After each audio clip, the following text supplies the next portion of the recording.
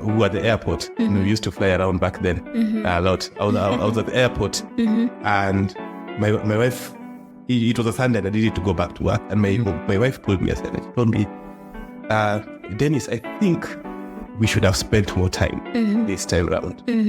And I just wished that away. End of week I was back, but I was back burying a parent.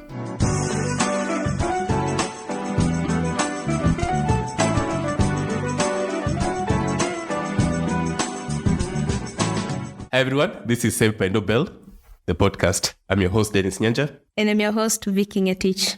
Saved by Nobel, as the name suggests, is something to do with class. We learn about our African life experiences from each other.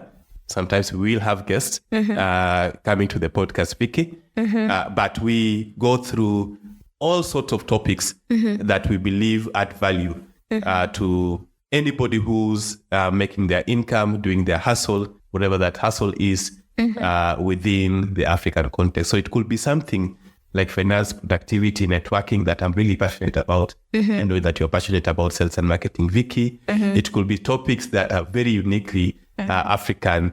So for example, black tax. In January, you name it, side hustles, we all want those side hustles. We've not yet decided we're going to talk about politics. I don't think we have regards for that, but anything that really add value to audience we're going to be talking about. So Vicky, I'm very excited about the topic today. What are you going to be talking about? So thanks, Dennis, for that interesting introduction. Today we'll talk about a topic that is quite close to me, and it's called the personal board of directors. And they say it takes a village to raise a child. I don't know, Dennis, what you understand by personal board of directors. I'd say I would break that out. There's personal, and then there's board of directors. When we talk about board of directors, we know that all of these organizations have a board of directors, right? And for me, the function of the board of directors is to make sure that the stakeholders' interests are taken care of as you are running this entity. So you are interested in getting a diverse set around you that represents all of your stakeholders. So that's what I think about board of directors. But when you add personal, it is something that I'm really interested in learning about, how it applies to my personal life. Well, that's a very good understanding of the board of directors. For me, I first heard about the term personal board of directors made this year when I had attended some CEO forum here in Nairobi. So it was a book launch for Mr. Nyimpini Mabunda. He's the CEO of General Electric back in South Africa. And he's the author of the book, Take Charge. You should actually grab a copy. And shout out to you, Mr. Nyimpini. So I hope one day we get to bring him in the show, and maybe he can get to share more nuggets of wisdom. Or we fly to South Africa. Or we fly to Johannesburg. Yeah, right. Yeah, and in his book, he talks about his journey from childhood in an era of apartheid to being the CEO of one of the best-known businesses, not just in Africa, but across the globe. And he clearly brings out the aspect of personal board of directors, and these are heroes and heroines who have helped us to get to where we are and springboard in our careers. So yeah, in a nutshell, that's where we derived the topic personal board of directors from the book Take Charge. So Dennis, we have quite a number of categories of boards of directors in our personal lives, which you're going to cover in this topic today. And for our audience, we'll talk about our line managers, our bosses, our coaches and mentors, peers, our friends, and even family. But in this specific episode, we will talk about family, peers, and friends. So maybe you can start with friends. What do you think about friends? And maybe you can give us an example of friends who've played a role in putting your life together. So I think going back to my example of friends, of stakeholder management, I will go back to when I was about to finish high school and the friends that I surrounded myself with. And I'd like to think that my ambition back then was the summation of the friends that I had at that point in time. I surrounded myself with I had a neighbor of mine who's still my friend up to today. Actually, I had two friends of mine who are still friends up to today, who had ambitions of going into campus and doing very, very unique things in campus. One of them went to be a scientist. Another one went to do technology.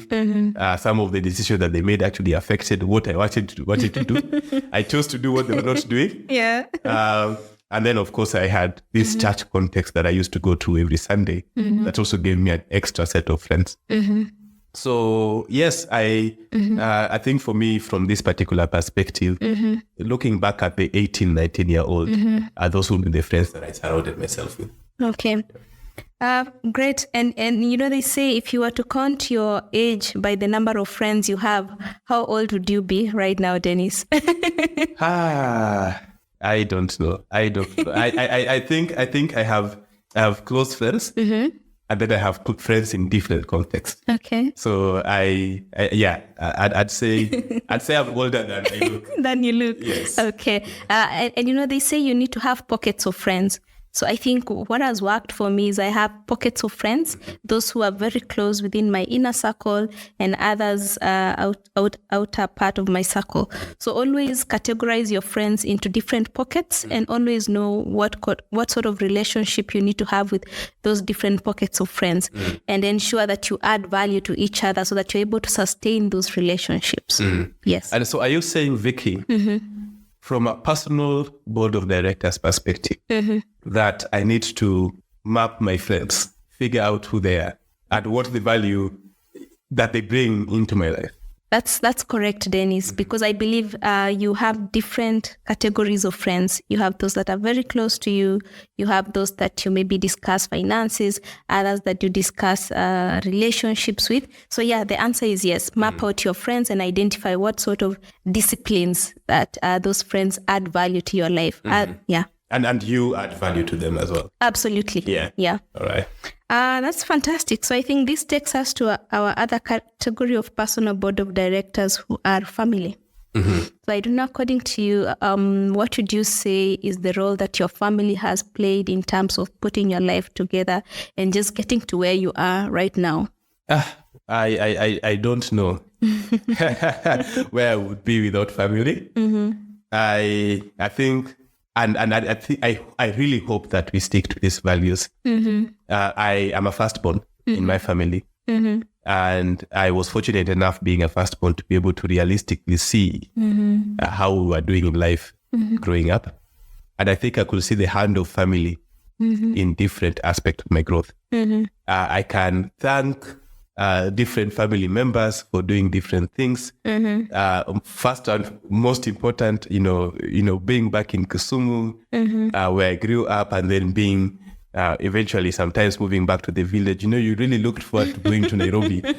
So coming to Nairobi, it's like coming to America. I don't know if you watched that movie, but it opens up your mind to do that. And then the other hand of families in terms of my education, I could see that they had a hand in my education at the right time, in high school, post high school. And then, of course, as you grow through life, you have to have different experiences. You have to take marriage, take somebody somewhere at your place.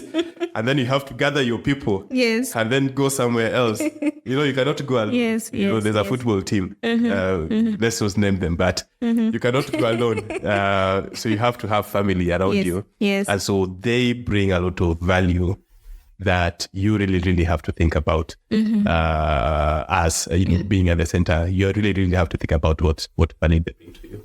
I agree with you, Dennis, and for sure we cannot underestimate the role that family plays when it comes to our own personal growth and development. In my case, for sure, I'll tell you, I try as much as possible. So I'm still privileged to have both my parents every quarter, I make sure I go back home to just consult my mother and father in terms of major decision-making process I make, both financially and even, I know they may not have the exact knowledge of what I want to do, but I still at least pick their brains and tell them what I want to do. And I know since they've lived longer than I am, so I always try as much as possible to consult them. And even when I went back to school, they've been very supportive. They normally stay with my daughter, or they send my siblings to stay with me and give me that opportunity for me to travel either for work or go to school out of the country.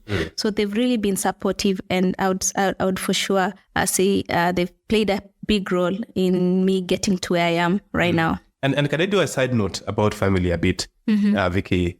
In our Balanced Scorecard episode, we're going to be talking about what finances do. They're supposed to help you achieve certain things. And one of the things that you need to do with your finances to make sure that you are available. You know, sometimes we talk about we are available for our kids, but we forget about our parents.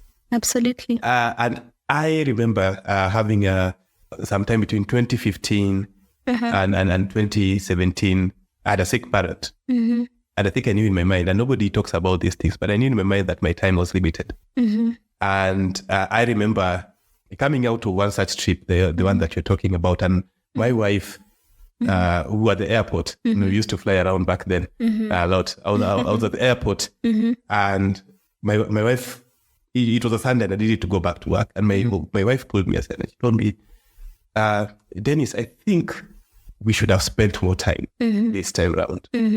And I just wished that away. End of week, I was back, but I was back bearing a parent. Wow. So it is very, very valuable that we use our goals and our finances to be able to make sure that we do the most important things in life. In this case, being with your parents, whilst they are still available. And I really commend your quarterly. You know, I used to be like, oh, why do these people love this? You know, Ushago so much. Ushago is like up country for our non-Kenyan audiences. Yes. Why do you like going up country all the time? Because now is the time for you to be able to enjoy doing that with your parents. So I really commend you for that. And I like that you've reiterated about the role of our parents and how we can give back to our parents, not just through finances, but the time. So I agree with you there 100% that we need to invest more time and spend with our parents. They age quicker than we do. Yeah. That's what I've learned. Yeah. Thanks for that, Dennis. And I think this brings us to another category of our personal board of directors, and this happens to be the peers. So peers could range from your classmates, your age sets, people you grew up with. So I don't know, from your perspective, do you have a certain group of peers that have played a role in one way or another to where you are right now? So Vicky, I struggle with differentiating between friends and peers. I think I've told you that. Yes. I am learning to tell the difference. Okay. Sometimes your peers are not your friends. Exactly. And your friends are not your peers. Yes. Right? And so for me, when I think about peers, I think about the person who you do that formal dance with. And that formal dance is always one of mutual respect and advancement together. I think we all have that colleague at work who you really, really work very well with. Or you also have that colleague who you don't really work with, but you know, you can tell that you have some ambition that drives each other together. And so for me, you know, going about and identifying within this context, you know, who's a good peer to have is kind of important. Yes. You know, I was told the other day, you know, that some of you know, in this WhatsApp groups that form about, you know, class of X amount, you know, class of, I will not tell you my age. Yes. You can find some very good networks and peers there. Yes. Right? Yes. If you engage beyond the first level. That was a good response, Dennis, about peers. I think I'll give you my perspective and understanding of peers. So for me, peers would be classmates or people who we have common beliefs, common working towards a common goal and objective. And an example of peers that I have right now is, I think I've mentioned prior that I'm very passionate about books. I read a lot, and I'm a member of a ladies book breakfast forum. It's available on LinkedIn for those who would want to join that forum.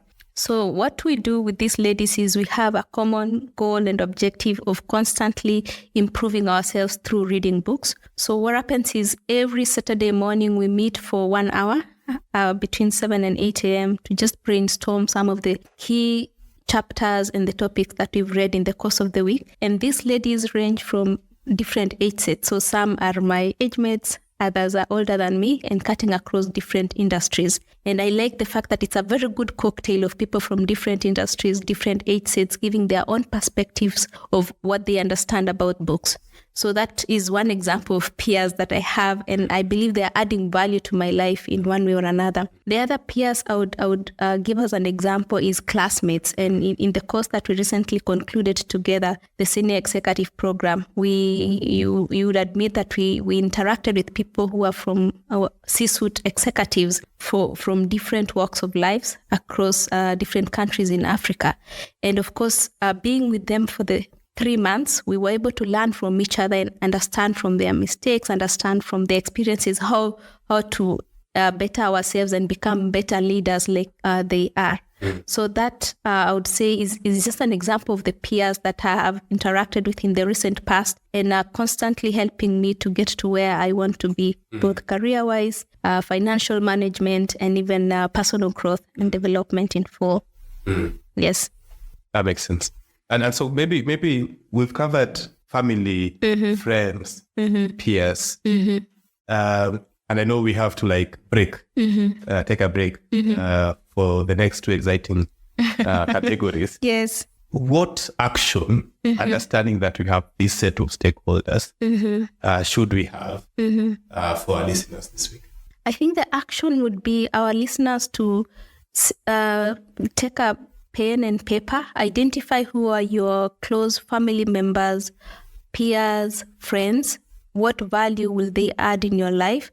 Write them down, recruit your board of directors, and make sure that you also add value to their lives so that you're able to sustain those relationships with your board of directors and to ensure that you have a healthy relationship. Yes, so recruit your board of directors. Yeah, yes. And I must admit, I'm a finance person, so I don't have pen and paper. I have an Excel. Okay. And in my Excel, and also touching on the other categories that you had alluded to earlier, I list down a lot of relationships that I have. And I always take responsibility to say that I'm going to reach out to be able to check in. Yes. You have these check-in conversations, right? Yes. And so that is something that I started earlier this year because I thought I was introverted and I was challenging myself to actually be the one to manage those relationships.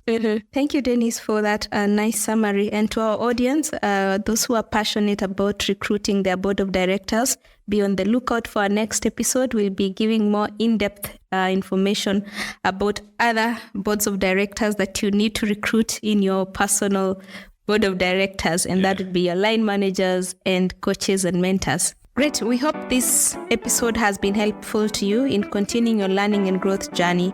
If you have any questions, reach out to us directly, preferably on LinkedIn under Victorine Ngetich or Dennis Nyanja, or Saved by Nobel on our socials, that is the Instagram, TikTok, and YouTube. Also share this episode with someone who you think would benefit from it, and remember to give us a 5-star rating and review wherever you got this podcast. That's how you help us to get the word out there. Hope you've been saved by Nobel. We'll see you on the next one.